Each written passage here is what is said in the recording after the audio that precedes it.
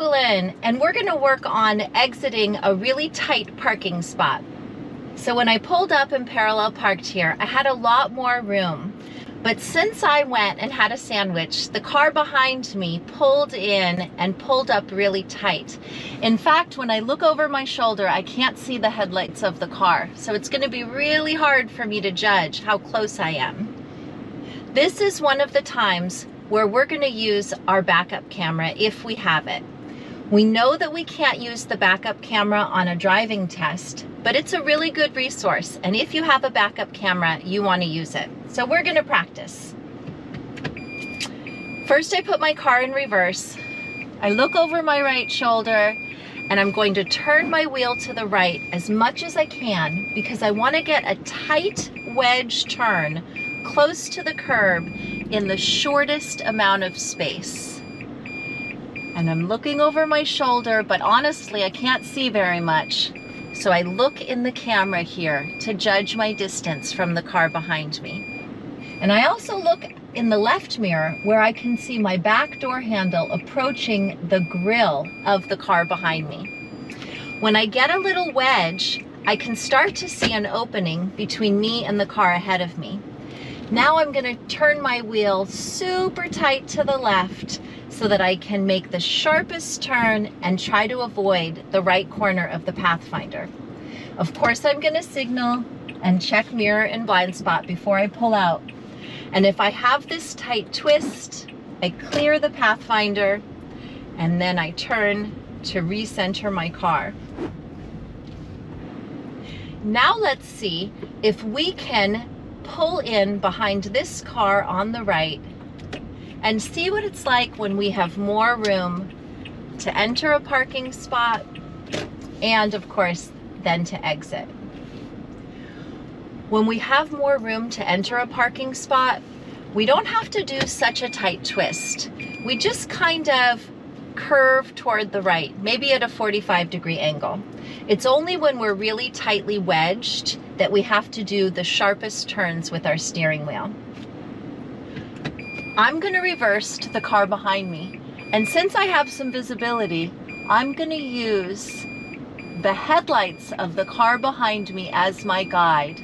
When I lose them from my view, that's the perfect stopping point. And I can verify with my camera and see that the blue line was marked in just that spot. Since I have more room to work with between my car and the Mazda ahead of me, I'm not gonna have to make that really sharp curve.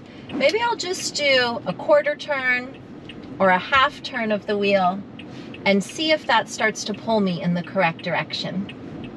I check mirror and blind spot, and it looks like the half turn was the perfect angle to get out from behind that car. So depending on how tightly packed in you are between you and the other cars, you might have to use a really sharp twist of your wheel to wedge out from a spot, or you might be able to use a wider turn, either a quarter or a half turn. Let's see what we have to do here. If we pull over to park in this first spot, we're just gonna do a quarter turn, guiding ourselves toward the curb, and then we'll straighten out. And of course I want to back up so I clear the driveway. Because I've got some room, again, I'm just gonna use the headlights of the car behind me. When the headlights disappear in that back right corner of my car, I know that I've gotten close enough, and I can look in my right mirror and see that I'm parallel, and I've also cleared the driveway and left the one space ahead of me for another car. Now I'm going to make a left lane change, and because I've got a nice big room ahead of me and the Toyota, I'm just going to do a quarter turn to the left and see if that carries me at a good angle to clear the car and then straighten back up. Getting used to your steering wheel takes a lot of practice, but you'll come to understand, depending on the angles that you're working with, exactly how much steering your car needs. And if you try to remember to start with quarter turns and then half turns, move to 3/4 or a full 360 if you need it, it'll help you get in and out of lots of different spaces. I always love when you check in to figure out some new strategies, either for driving or for parking. And I'm going to pull over and park safely behind this cool car. Thanks for stopping in today to work on parking. See you later.